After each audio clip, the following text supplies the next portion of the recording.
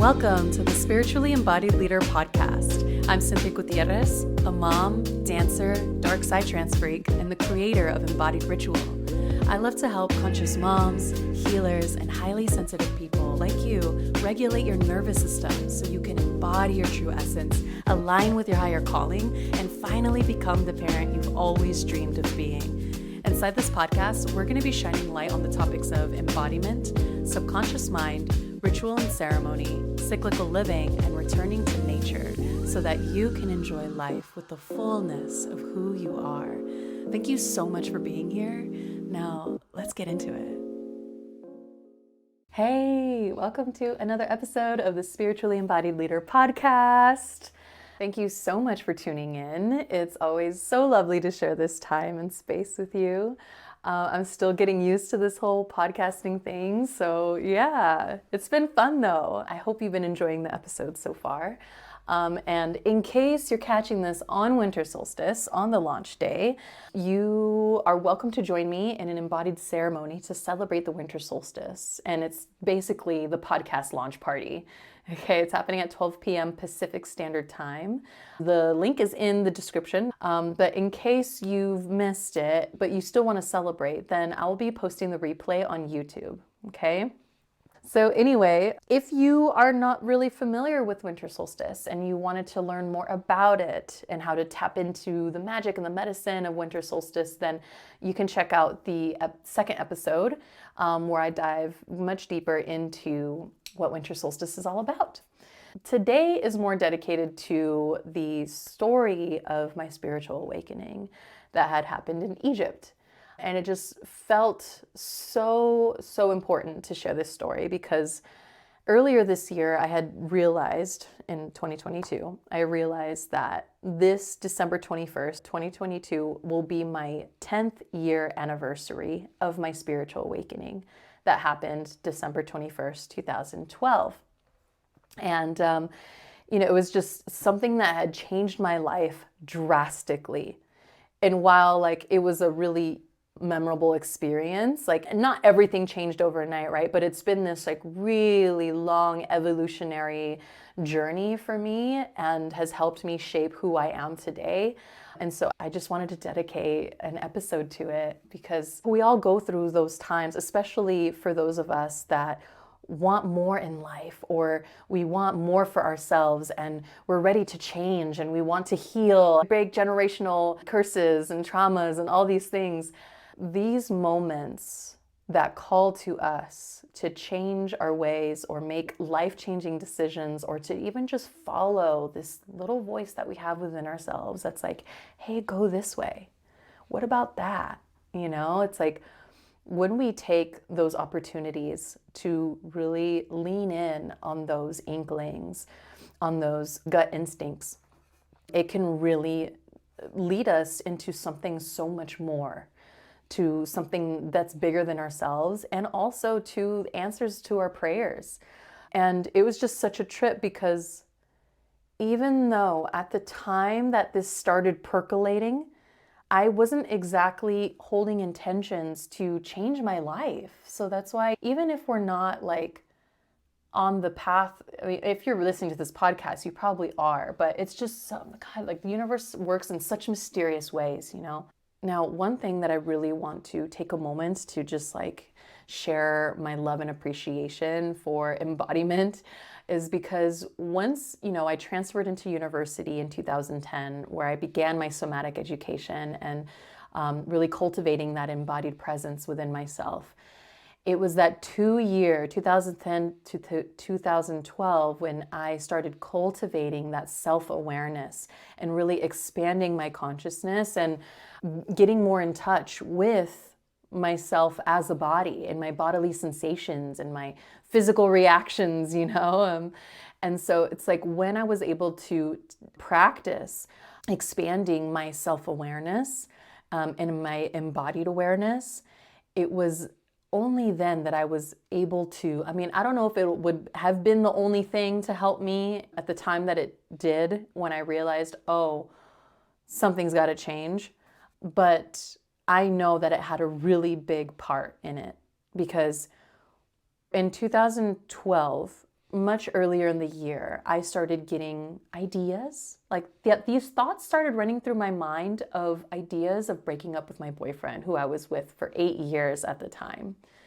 It was like 4 years in high school and 4 years in college. And the first 2 years were community college. And then the final 2 years were in the university where I was doing somatic education. And it was like these thoughts were just like the idea, just little subtle whispers of breaking up with him. And it took me a little bit to realize the panic that started happening within me when I would think about the idea of breaking up with him. And it was like my heart would start racing, my palms would start getting sweaty, my shoulders would start creeping up to my ears, and I would shrink. I would collapse in on myself.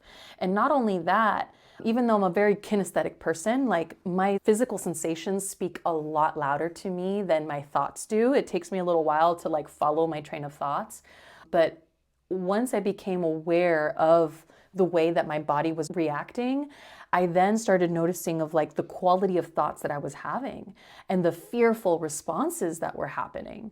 And so it was like the ideas and the thoughts of breaking up with him, and then I would get into a panic and but what's going to happen to me? And like, I can't be away from him. Then like, who am I? And then like, it was like all of these fearful thoughts were just clouding my mind.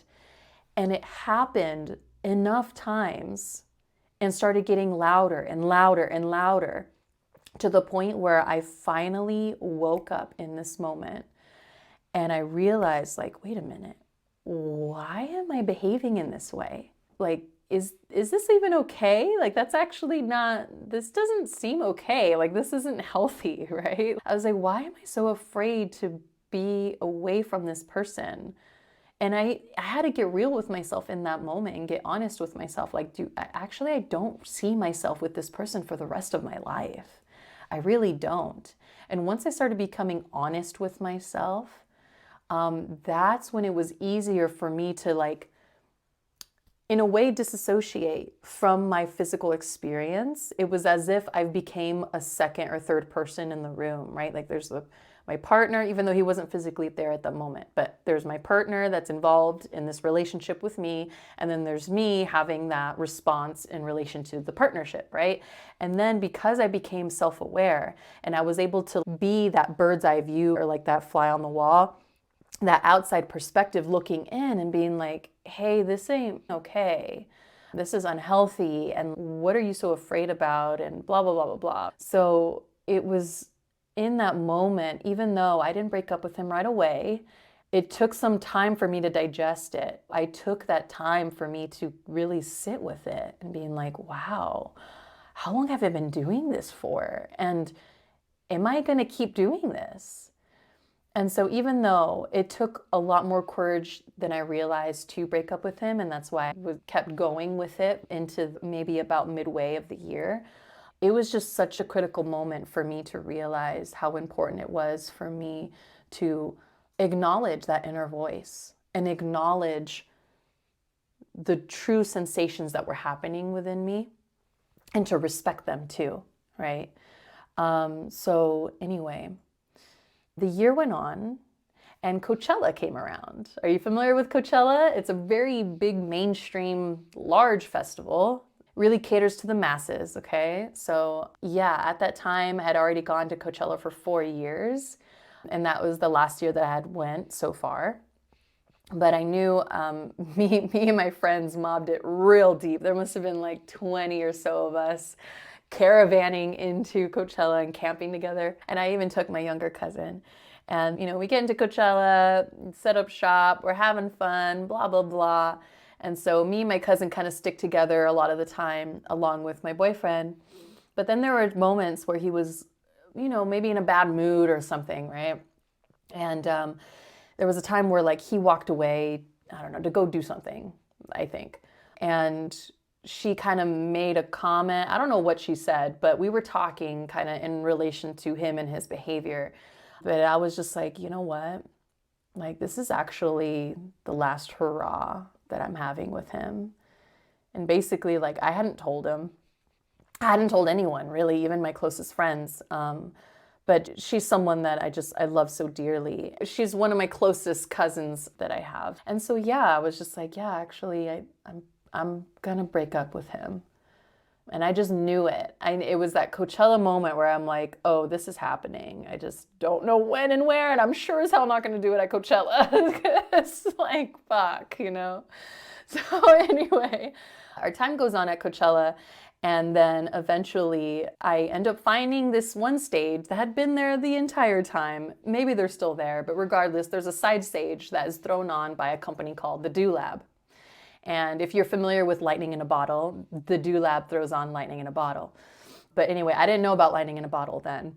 So the Do Lab had this side stage, and I was like, wow, like, why haven't I ever hung out at this stage? Like, this is really fun. They were like shooting a bunch of water at everybody. They had like, it was house music, but they also had different styles of music. And I was just like, oh, this is cool. And like, everybody was really friendly. And so it just stuck out to me a lot. And then eventually, once we go home, I find the Do Lab and I get on their mailing list. And so time went on. Eventually, I break up with my boyfriend, and we're like, it was kind of a weird, messy breakup. We're like, I broke up with him. We knew we were broken up, but I was still like somewhat seeing him, but like we were like slowly breaking up. I don't know. It was kind of weird. But anyway, eventually we go our separate ways, and the Do Lab emails me one day. And it was like, hey, we're going to Egypt. Like, we're going to throw this festival at Egypt for December 21st, 2012. Now, I took it as, oh, hey, that's a great birthday celebration. My birthday is December 22nd. Yes, tomorrow, if you're listening to this on the launch of the podcast day. So anyway, I'm like, yeah, birthday trip, like, hell yeah. They had payment plans as a full-time college student, even with like 2 to 3 jobs at some points, like, I needed the payment plan. So I was like, yeah, let's do it. And I posted on my Facebook page. And so 2 of my friends are like, hey, we're coming with you. We want to go too. So, I continue on with school. I'm single. Eventually we pack our bags to get ready for Egypt. And so we go, and we have a layover in London, and that was really fun for like 8 hours. We got to go in the underground and just like walk around and stuff and have a beer at a pub. And yeah, so then we get back on the plane, we get there, and we settle in Egypt at Cairo, and we've settled into a hotel. And one of the 2 hotels that the Do Lab kind of booked for the event, one of them was kind of an extension to the festival. So they had a bunch of panels there was discussions and speakers and stuff, and there was like an after party or whatever. So a lot of the artists, a lot of people were in that particular hotel that we were staying in. And so we get in, we check in, we settle, and I start meeting people. And eventually we start finding out that there is like a shuttle going to the Egyptian pyramids. And I was like, oh, like I didn't know that. I just knew about the festival, right? So the festival was one evening, and it was on the plateau of the pyramids. They rented out like a massive tent. And so they had like a whole festival there, right? And the pyramids are all lit up, and it looks so beautiful, right, on December 21st. And so anyway, I hear about this shuttle going like a day or 2 before the main festival. And I was like, oh, I didn't know about that. So I find out they're like separate tickets. So we managed to get on the bus, and we go, and it's after hours. So there's like public hours, right, for everybody. And then there's the after hours for private tours. And so we were part of a private tour, and we go, and, we get into like this channel, like it's like a square channel that you climb up and down the pyramid in, but it's short.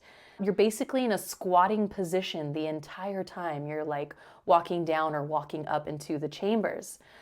So anyway, we climbed down first into this like basement kind of chamber. I forgot what they called it, but it was cool. We go down in there, we kind of tour around and all this stuff, having fun with our little headlamps because it's dark. And then we go, they're like, okay, we're about to go, everyone's heading to the king's chamber. And so we head back up the channel into another channel into this kind of like a hallway that's really tall, and there's hieroglyphics on the wall, and it's like, whoa, it's like the entrance into the king's chamber. And so we go in, and it's dark. They had covered up all the lamps that they, light up the room with. And they had these little like battery powered tea lights on at the edges of the walls. And so everybody's kind of like cramming in and everybody sits in a circle. And it's like a circle within a circle within a circle because there's so many of us trying to like sit together. And eventually everyone gets settled and I can tell like, it's hard to see even my hand from my face. Like I don't really know what's going on. And so we settle in, and then I don't even honestly remember what they're talking about, but I'm pretty sure they opened up like the ceremony, right? They begin the ceremony, they open up a sacred circle, and then eventually some women start singing. One singing, and then another singing, and they go back and forth with these songs. And as I started settling in, listening to the songs, and honestly, I don't know if it was light language or what it was a different language. I don't know what they were singing about. But it was beautiful either way. And I just start to feel this heaviness kind of move through my back and up over my head. I start kind of curling in on myself a little bit. And I can feel like all of a sudden, all of this like energy starts coming up and through like towards my head. And then it starts coming out in tears. And I just start crying and crying. And all of a sudden I could really feel the depths of this sadness just start bubbling up and bubbling up and bubbling up. And I'm just crying. And I don't even know why I'm crying. I was just like, wow, this is so cool going into the Egyptian pyramids. And then all of a sudden I just burst out into tears. And that's all I really remember within that ceremonial space because it was dark and it actually reminds me of an ayahuasca ceremony that I've experienced a few. But I was sober and I was just really deep within myself, allowing all of these emotions to flow up and through me. And I'm just so grateful that I took that time to really trust in the process and trust what was happening. It was as if like there was something within myself and like a palm was at the back of my heart, just being like, hey, I got you. You're held. You're not alone and you're cared for. Just ride the wave, right? And so I allowed myself to just cry and cry and cry and cry. And then eventually I started catching my breath. I wasn't crying so much. And they were talking, I don't know about what. Honestly, I was so deep in my experience. I don't remember what they were saying in the ceremony. But eventually, as I started kind of like coming to and getting more present like with the people in the space, all of a sudden I hear like these voices coming up from the entrance of the king's chamber. And then everybody starts getting up like abruptly, right? And then like they're grabbing the scarves off of the lamps and like they're grabbing the tea lights and turning them off or kicking them under things or like everyone's like picking each other up kind of because apparently it's illegal to hold ceremony inside the king's chamber. Like they will tell you you can't meditate, you can't sing, you can't like do any of that inside the Egyptian pyramids. And not only that one, like we had traveled at a different time of the festival to tour different pyramids and we went to the Red Pyramid. And me and some friends were just like singing and like having a really fun time. And then the guard came in and was like, no, like you can't do that. So it's just really interesting that like, I didn't know it at the time. And it was so weird that everybody was standing up and talking and all of a sudden like people were just talking about random shit, to make it seem like, oh, we're just hanging out, like whatever, nothing's weird's going on here, no woo-woo shit, So I was just like, and I like kind of had like my camera in my lap too. I was trying to record it, but it was really, I was like almost pitch black. I couldn't see what I was doing. But anyway, everyone's getting up. And so I'm like kind of wiping my eyes and I'm just like, oh, okay. We're not supposed to, oh, okay, all right. And so, yeah, we kind of move on. It wasn't really, we didn't really get to end the ceremony in a good way because the guards, like, they came and they were like, what the hell's going on here? And then they didn't want to leave until we left the pyramids. But it was just a really interesting moment because even though I didn't know what was going on exactly, I didn't know why I was crying so hard, but I just knew deep within myself that my life was never going to be the same. I didn't know how. I didn't understand what was going to change, but I just knew that it was like the ending of something and the beginning of another thing. And I'm just really, really grateful for that ceremony. And we even got to lay in the king's sarcophagus there. It was actually like the placeholder of the sarcophagus, right? Where they like encase the body. I didn't lay in the encasing, but I laid the area where they put the encasing down into. And so did that, and there were some tuning forks. Like, I'd never seen tuning forks, mind you. I had never heard of Burning Man, okay? I was not woke at all, okay? And like, I'd never heard of the conscious scene. I've never heard of like transformational festivals. Like, I was completely oblivious to the culture and everything that was going on. And so, yeah, tuning forks and this and that and like all sorts of stuff was going on. I didn't know. I was just having a grand old time.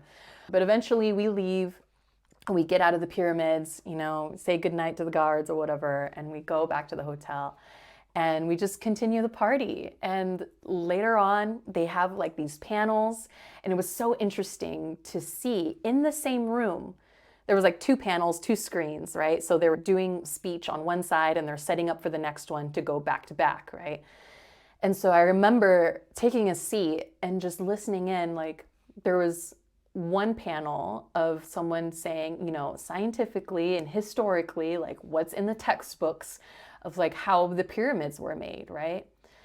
And then that one ended, and immediately the next one began. And then it was this other person that was talking about how the aliens helped make the pyramids, and all like completely like the opposite of what was just said. And I was like, whoa, wait a minute, they're cool with that? And it was so interesting to see various topics that seemed opposing of each other being able to be spoken about in the same room with no one arguing. And I was just like, wow, this is so freaking cool.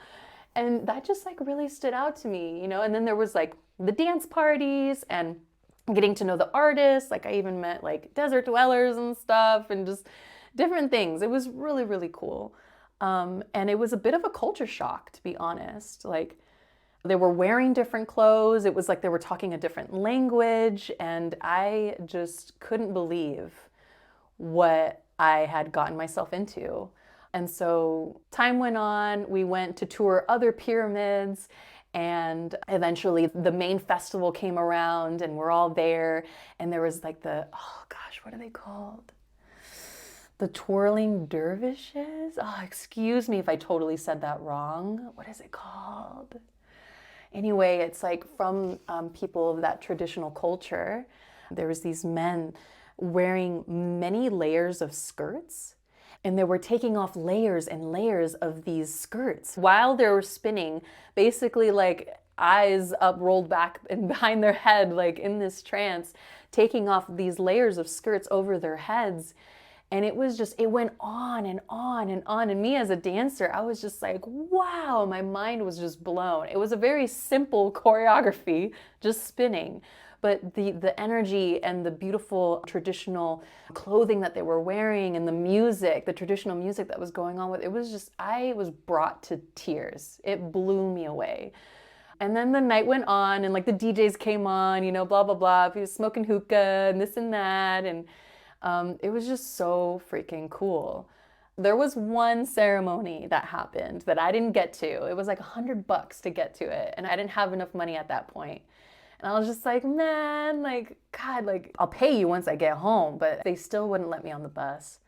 But it was this one where they went to the Sphinx and they go into the area that is the same like floor level of the Sphinx. And that is gated off to the public, okay?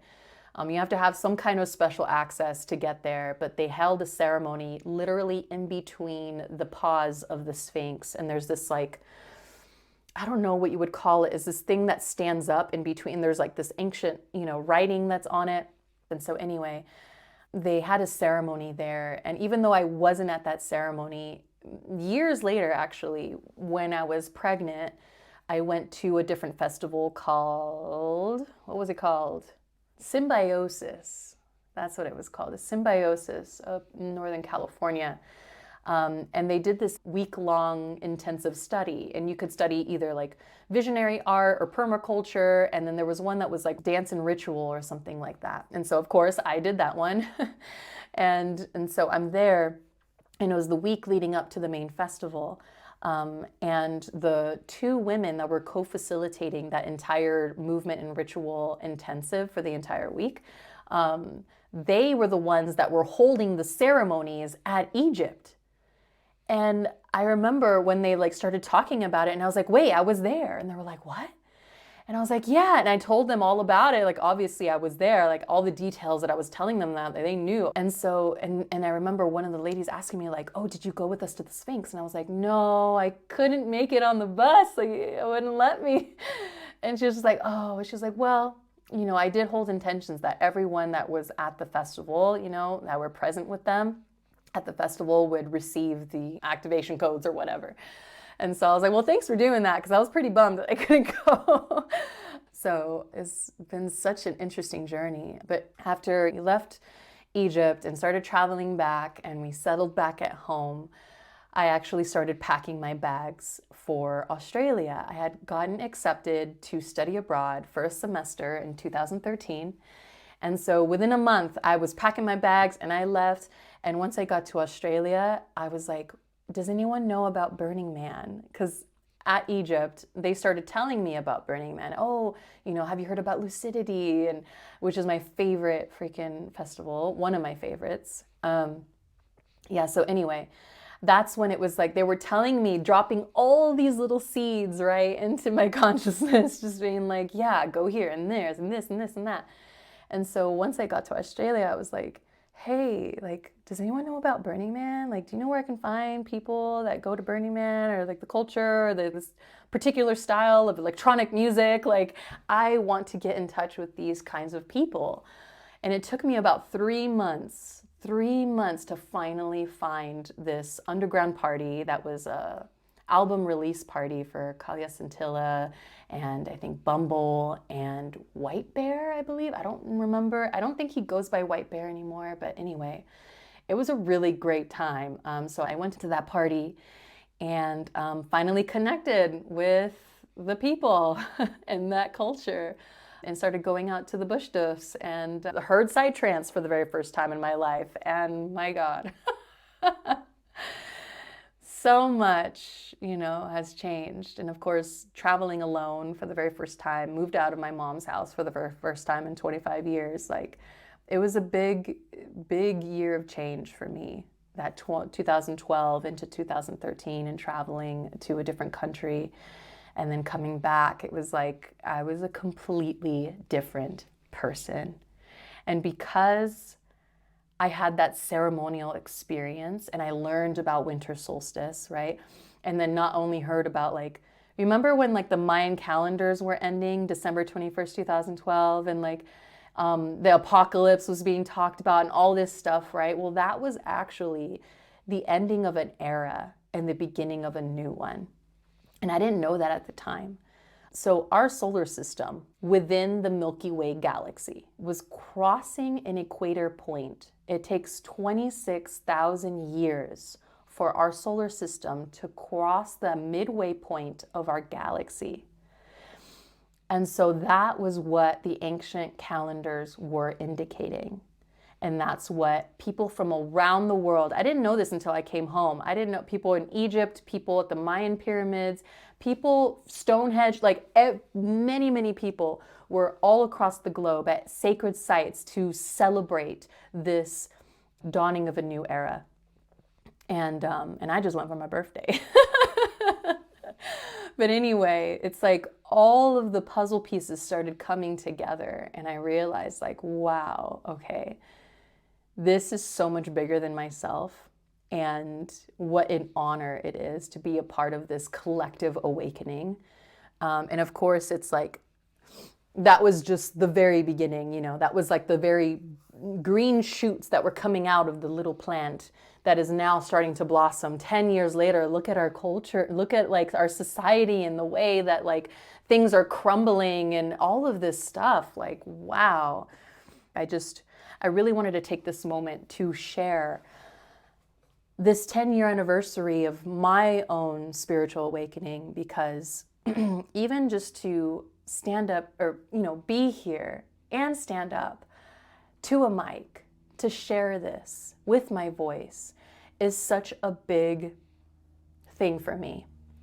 I don't know if you listened to the very first episode of the podcast, but I started talking about how I was born as a late talker and my family enrolled me into a special education, and I worked with a speech therapist for an entire academic year. And so there was all this pressure, all this questioning, all this doubt, all this worry around my voice that I started having limiting beliefs around. And even though I had dance to really help me get through life, honestly, it helped me survive. If I didn't have dance, honestly, I don't know if I would still be here today. Honest truth, okay? Even though I had that creative art that I didn't need vocal expression for, because I had all of these like limiting beliefs and fear and possibly trauma around my voice, I was still able to dance, right? Yet throughout my growth with dance and now embodiment, and also coming into a place of leadership, I'm barely stepping into this role of leading others. I have been on this path of leading my own self, of being the leader of my own life, being a leader within my family, and just having that say within my life of what I want and what I don't want and how I'm going to create it. And if I'm going to be an active participant as a co-creator of my own life, I am so proud of myself for being here today, because this is a new phase of my life of using my voice and expressing myself in this way through spoken word or through song. I just started playing the frame drum and learning how to sing medicine songs. And so it kind of feels like from the floor up, with dance and embodiment and embodied awareness, I really was able to develop myself and grow myself from the bottom up, body to mind.